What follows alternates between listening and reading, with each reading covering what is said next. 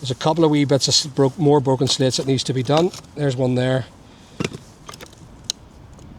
As I keep going, it keeps breaking more.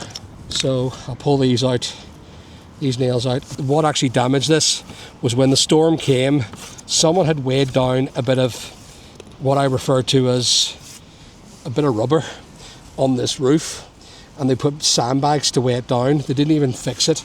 I'm not a roofer, but if it was me, I'm just a stupid eyed spark.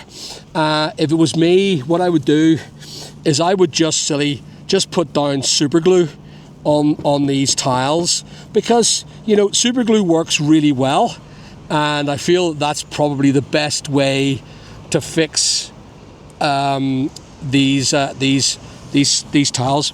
So all I do is I get a wee bit of glue, wee bit of super glue, and I glue it up there. I don't need nails. Who needs nails for this job?